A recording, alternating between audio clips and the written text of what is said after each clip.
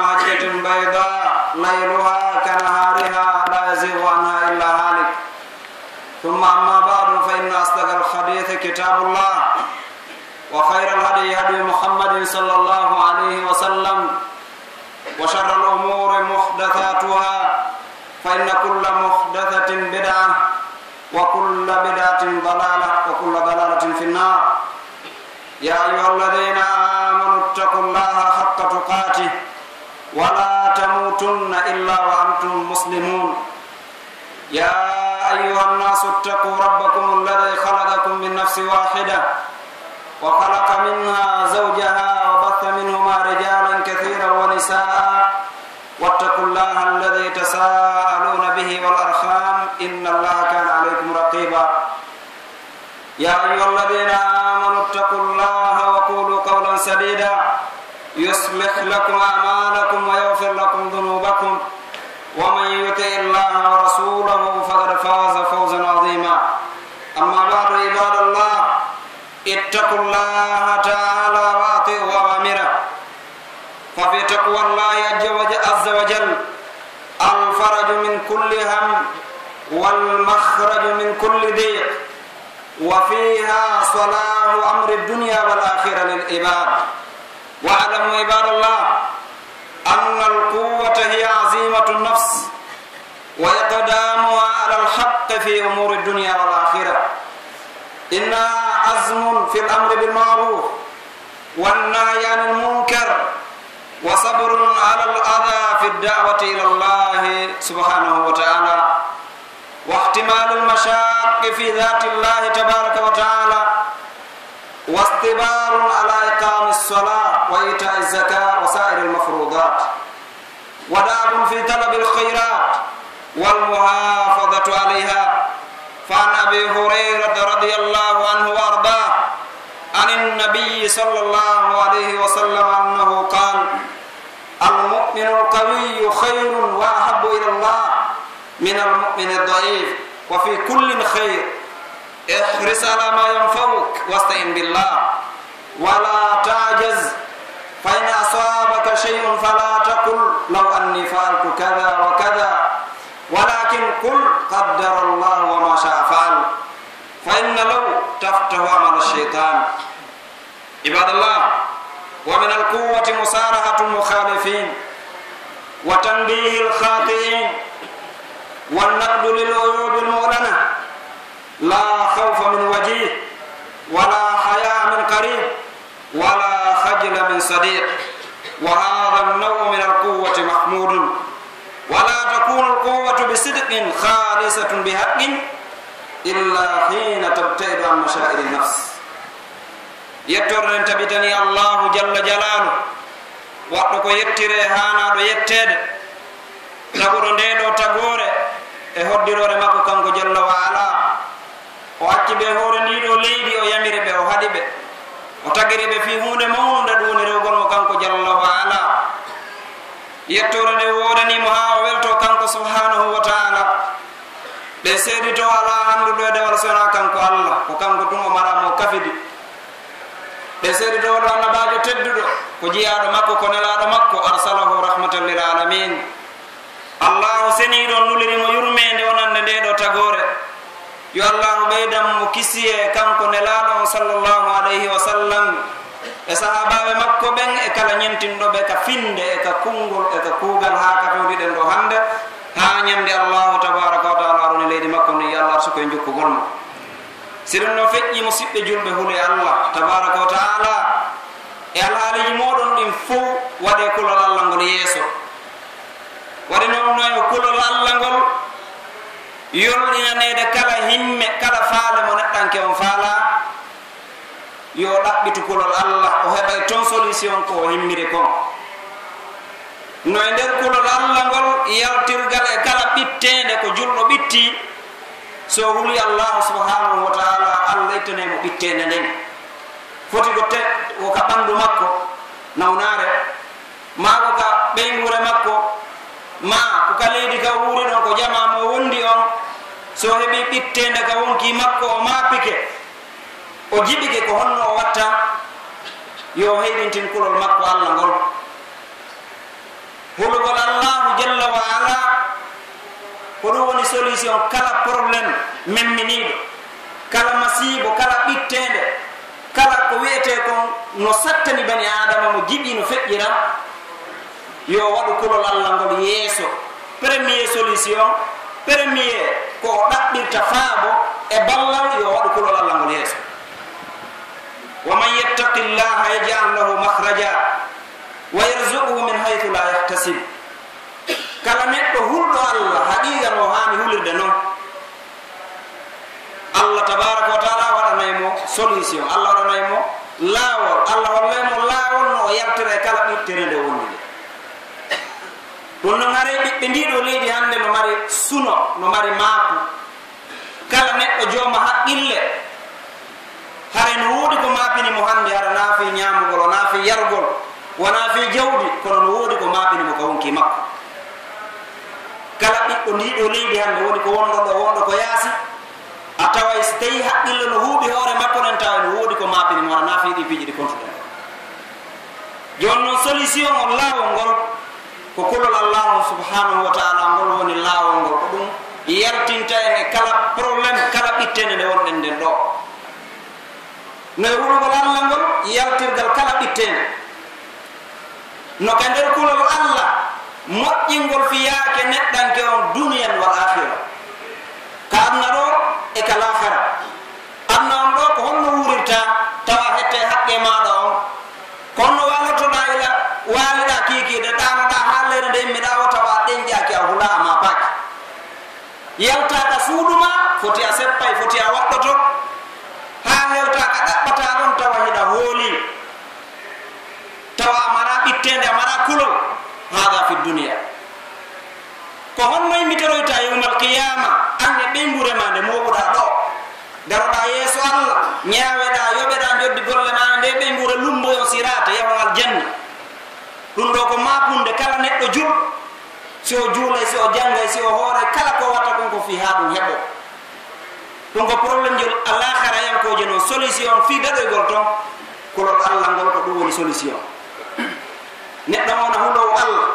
non ka nder kulol Allah moƴƴingol fiyake neɗɗanken ko adna ɗo moƴƴina fiyake makkon ka laakara yo Allah subhanahu wa taala arsu koye kulol Allah musidɓe julɓe ande ko wiyete doole ko wonki neɗɗanke o heɓude pellital e yananede ka fondo makki e yaarugol ki yeeso e yatagol ki ɗaɓɓita goonga tele maka gurdam makki e ka laakara makki ko ɗum ɗo wiyete doole neɗɗo imo dolni doole makko ɗen ko honto andoto ko sanga nde tawi himo wawi wonki makko ken suno wawataki bewinde jawdi wawaki bewinde haaki yewta keerol ko Allah wallinaniki kon sanga nde tawi neɗɗanke mo hewti ɗo hara oɗo hino mari doole sanga nde tawi neɗɗo laakara makko no ɓuranimo aduna makko on o perdude aduna fof no ɓuranimo o perdude laakara makko on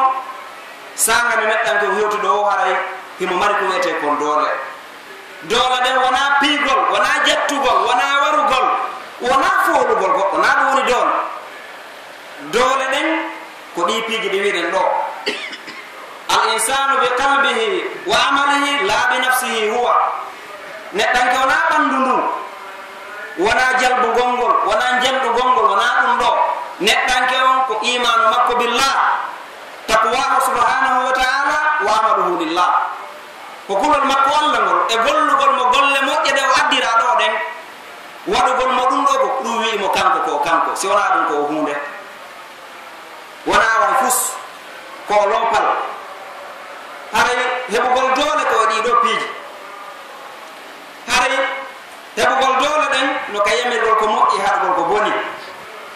e muññagol e lorra kala ko heɓata ɗum fiino diina Allah kam marsira fiino Allah subhanahu wa taala tun rewire no bani adama hewdira ka Allah ta mo hisi e tagol mo e ɗeɗo bange ko ɗo woni doole ɗen e rundi tagol kala sattende kala lorra kala tampere ko on tigi heɓi tawi ko fi ha o rewa Allah subhanahu wa taala neɗɗanke o muñño o tabita e dewal ko ɓuri mawnude ko Allah rewirte kon ko juulugol nde ɗo julde nde tawata e golleji ɗi waɗanɗa Allah ɗin fof ko nde julde atati ɗaɓɓitoyeede ko nde vérifiété ko nde ndaarete si tawi nde timmi nde jaɓama ka Allahu tabaraka wa taala golleji ma hedditi ɗin fof ndaareɗi yoɓe sabu moƴƴugol nde julde si tawi nde boni nde moƴƴaali Allah jaɓaali nde tawi nande o ramdino nelaɗo sallllahu alayhi wa sallam e laaɓugol mum reedu naafi nde o yettinno golleɗi tiɗɗen fof ɗe ndaratake re joomum perdi yo Allah dandu neɗɗanke julɗo marɗo doole koyretoɗo ha tabita e dewal tawa wawamo sakkade e tottugol salawatul hamsi on ka juulirɗe hay hunde piiji arnayankoji ɗi wona jawdi wona ɓiɗɗo wona laamu wona hay hunde ko sakkotoma e tottugol waktuji ɗin ka juulirde e ittugol zakka jawdi muɗum ndin si Allah arsiki ɗum ko itte zakka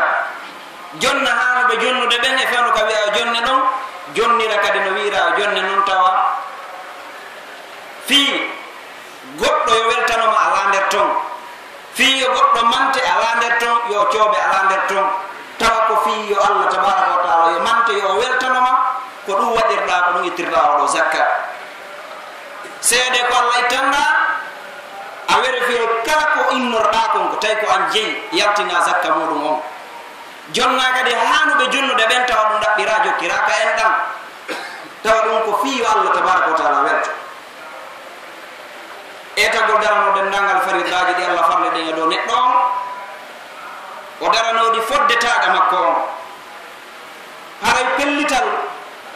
wiyete kon doole ko duumagol e ɗaɓɓugol moƴƴereji ɗin sa yi neɗɗanke no ɗaɓɓita toujours ka baraji heɓoto ka wandi baraji heɓoto o wippita ɗon o eto ha tawa on tan ɗon feƴƴirani mo o heɓali nden moƴƴere ɗon ya andu oɗo ko neɗɗo donnuɗo e reynagol kadi e ɗiɗo moƴƴereji ɓawde golliɗitaɗi e bakki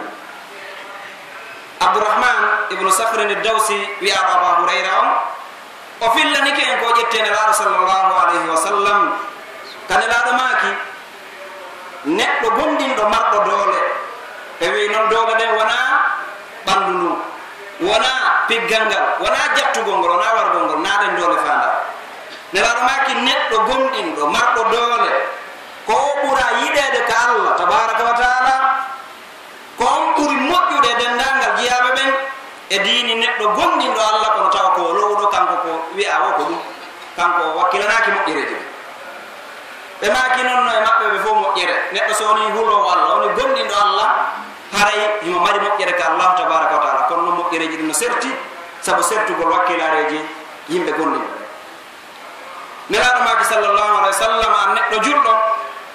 rerɗo faade e ko nafatama kon nafi noon neɗɗanki wo ka leydi ɗo ko tawi kon koko Allah e nelaɗo yamiri kon yo on tigi waɗo o waɗi ɗum naforeno ton ko tawi kon ko wonkima ko kin cuɗanimo ma ko seytane cuɗanimo foti ko seytanuji ɗin ka jinna ma ko seytanuji ɗin ka yimɓe ko ɗum cuɗanimo o waɗi haray moƴƴere makko ala ton bi mana si tawi woni a waɗi hunde nafa mayren ko ka adna ɗo hatti lakara amara ton hay seeɗa yaandu ɗum ɗo haray na ko nafatamani waɗi noon gurdam ɗam ɗo nafoore ko heɓoto ɗo kon ko tan hu sa'i hu feƴƴeeko ko juuta nafa kanko yawmal qiyama nelaɗo maki noon an julɗo rerɗo faade ko nafete kon bi mana wata rerɗo e ko tawata ko lornete ɗaɓɓir Allah ballal yo wallitoma e moƴƴereji ɗin wota de a jaɓu ronkude wona jasuɗo wona neɗɗo ajis nelaɗo maki sallllahu alayhi wa sallam si goɗɗum heɓima e gurdam maɗa ɗam ɓenni wota wiwɗo simi wanno hunde kaari ko hunde kaari waɗayno fa in asabaka chey fala taqul law anni faaltu kada la kana kada sa heɓi accident a heɓi tampere a heɓi soñja a heɓi ko a faalanoko tan e simi anduno ko ni mi gerdeno simi rewno ɗo ko ni mi yaltirayno na ya woluɗo gollir haqqille maɗa ɗen disinoɗa jiyaɓe Allah ɓen ɓe tindinama jaɓa disande ne disiɗeraɓe nden ɗaɓɓira Allah tabaraka wa taala ballal nanga golle kala ɗe nangata ɗen si a yaltoyino faaliraɗa noon fahmadillah yetto Allah tabaraka wa taala jarniramo ko newnanma ɗum kon ɗoftagol ma si a waɗi sababuji ɗin ɗi fof a disinike tagore nen a ɗaɓɓiri Allah ballal a nangi lawol ngol aɗon ki yaltoyde ka faalaɗa ɗon wo tawi a ko tomi feggi simi rewno da ko ni marché la ko tawi dum konno wiata ma sha Allah fa'al ko Allah mu ko dum o wadi jaba ko dori Allah tabaraka wa taala wadino wi gol simi wanno hunde kare wadayno dum no debudi tan ma dambugal bone no gasa dum hawra e goddo siko kare me rewruno don kam marché ko ba ko kare me rewi gollande boni habam abi ella koni wo idan jonnuto Allah tabaraka wa taala wa ta'ala simi wanno hunde kare wadayno ibadallah inna min al-quwwati dabt an-nafs wa izzat an-nafs wa at-ta'affuf wa ulu al-himma wa innaka la tara faqiran qalila dhat al-yad walakinahu dhu iradatin qawiyyah wa nafsin 'azima sharif at-tab'i nazih al-maslak ba'id 'an at-tama'i wa at-tadallul wa inna al-quwwata fi dabt an-nafs afidatun bi sahibiha bis-sayr fi masalik at-tuhur wa turuq an-nazaha wal istiqamati 'ala al-jadda وإن صدق العقيدة وصحتها تضفي على صاحبها قوة تظهر في أعماله كلها وحين يكون المؤمن مستنير الطريق يعاشر الناس على بصيرة من أمره إذا رآهم على الحق أعانهم وإن رآهم على الخطأ جانبهم ونأى بنفسه عن مسايرتهم متمثلا توجيه النبي صلى الله عليه وسلم لا تكونوا إماة تقولون إن أحسن الناس أحسننا وإن ظلموا ظلمنا ولكن وطنوا أنفسكم إن أحسن الناس أن تحسنوا وإن أساءوا فلا تظلموا سبت جلبة نene goto ande noy ko wete ko dole jogita gol wonki modum kin tawa ko kanyum jeey wonki ken kanyum waawe ke na wonki ki waawe dum e teddugol wonki kin tawa ki wonali wonki jasuki e suragol kala ko nyiddi kon tawa dum jabali batto dum e towugol himme faalegol piiji jani din kamna do kade kala khar yo taw hara ko do on faala da wona ley hida yado neddo miskin tawala hayhum kono tawa mari iradatun qawiyya ta mari objectif mo mari faanunde jande ko miskin ko no wakkili wonki makko kinno desidi o hebay ko wuura halal ha nyande o maayi ben hino woda no hakkudeji men da wodi arnoɓe ɗo fewno madina ɗo ni koɗalle tum tawi ɗo marché ɗe jabirano tawa madina ɗo ko wiyete madina ko hande fuɗɗi e tawne maɓɓe kono tawa allah windanaɓe buyi arsike o yiya jam kono tawa hiɓe ɗo hiɓe wakkili ɓe jibini ɓiɓɓe ɗo ɓe yalti woni goɗɗo woɓɓe woni ministre ɓe woɓɓe woni jooma jawle woɓɓe woni karamakoɓe kono tawa kamɓe ɓe heɓani ɓenngino hakkudeji men gam kono tawa hiɓe mari décision hiɓe wakkili taw men sayi ko be nyallata don ma ko be nyallidata kon ayata ko do bibbe hebe be o hebi ben ko do yalti ko do neyibe ko do faggi be ayna yo na do be wata wuurde ben hakkundeji men gar hondo wadi ko berne nde wuuri on tigi fawi Allah tabaaraka wa taala jonno warsike on Allah la nas'aluka rizqan nahnu narzuquka wa iyyahum Allah subhanahu wa taala wi men lamdaki marsike na jungo marsike woni arsike on ko jungo Allah tabaaraka wa taala woni be ngura ma men de ɓuurde fandi Allah rewna e arsike maɓɓe no jungo ma ya hewtimɓe na dole ma jungo idan ko iradatul qawiyya ko ɗum ɓeɗo ɓe jogi tawa mulol ngal no yeɗɗi hiɓe andi Allah tabaraka wa taala kanko arsikata fi hiɓe koɓe miskinɓe ɓe ala hay hunde ɗum fawaade ɓe yaltugol sirkala Allah fawaade ɓe yahogol ɗaɓɓiroya woɓɓe bo ɓe mapani ɓe hoore mum yo ɗum ɓeydan no arsike ɓayde ande ɓen kadi no wooda jooɗi ɓe nokkeli ɓe tawata kaɓe on ɗon ɓe luɓa tawa ɓe jooɗi ɗon ɓe nodda yimɓe are ɗo mi wallitoto on tawa ko nde hewtuɗa si ɓe heɓa ko ɓeydira kooƴe yaha ɗon wiyani arsike ma no faaɗi yoɓe wallitoma no woodi miskinɓe ɓe tawata ɓe haajaki heɗum sharifu tab muɗol makko ngal no teddi himo andi ko arsike Allah tabaraka wa taala on woni arsike goɗɗo wawama ɓeydande ko Allah wenduno ko wawa ɗoytude himo andi ɗum nasihul maslak tawɗa makko ngol hingol henti ngol laaɓi ko rewowo Allah o heɓa waktuji ɗin joyi ka julirde o jange dina Allah tabaraka wa taala ko wande no rewira Allah bayidun an tama'i wa tadallul tawa mo woɗɗiti e kala tama'u mo heɓata himo andi arsike on fof ko jungo Allah tabaraka wa taala iwrata tawi kadi o jaɓata jasinkinanade goɗɗo tawa ko hoore wirtere tawa jaɓata ɗum haray dole ɗe koka jogi taggolonki muɗumki forsaki haaki tawa wonkikin ko yata ko e hoore laawol laawol ngol Allah faalangol e tabitugol e hoore siratal mustaqim laawol Allah e nelaɗo ngol sallllahu alayhi wa sallam ɗum ɗo ete doole haray gongogol ka finde e sellugol finde jiyaɗo on ɗum no ɓeydana jommum doole ɗum ɗen doole no feeña ka golle makko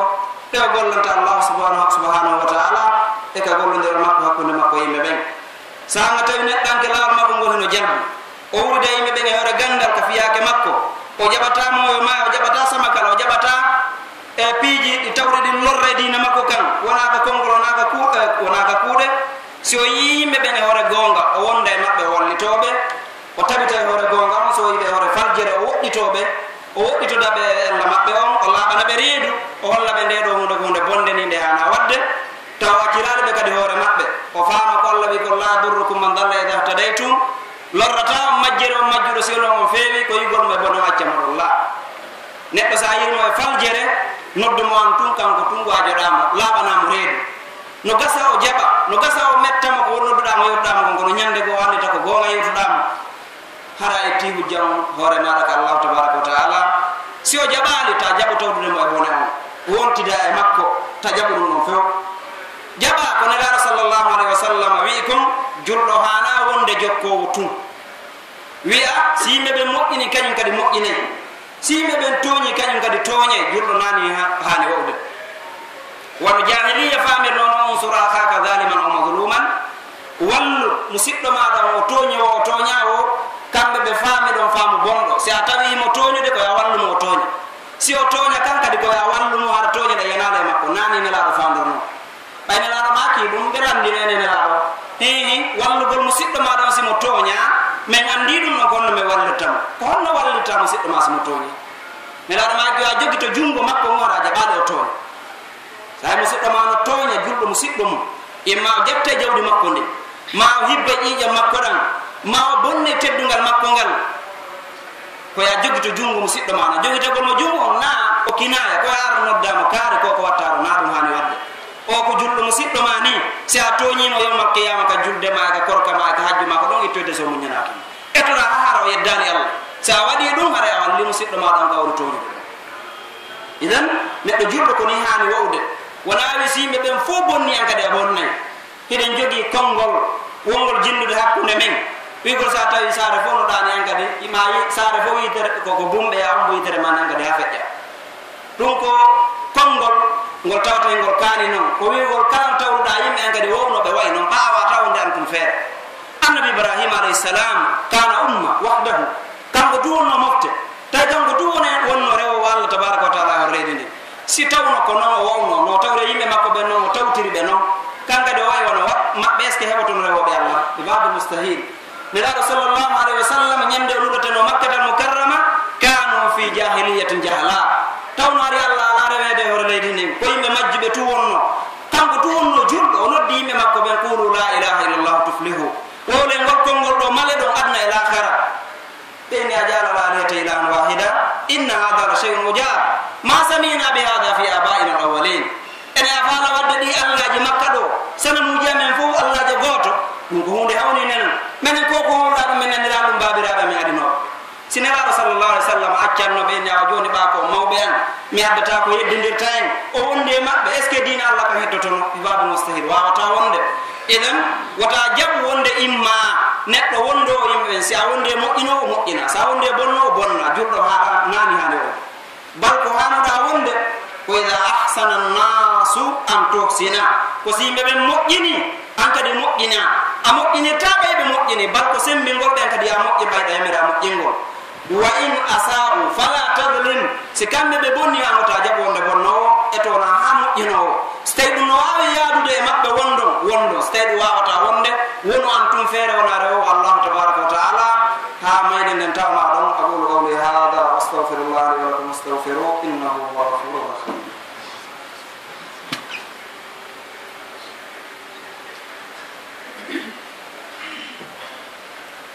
الحمد لله رب العالمين الحمد لله ولي الصالحين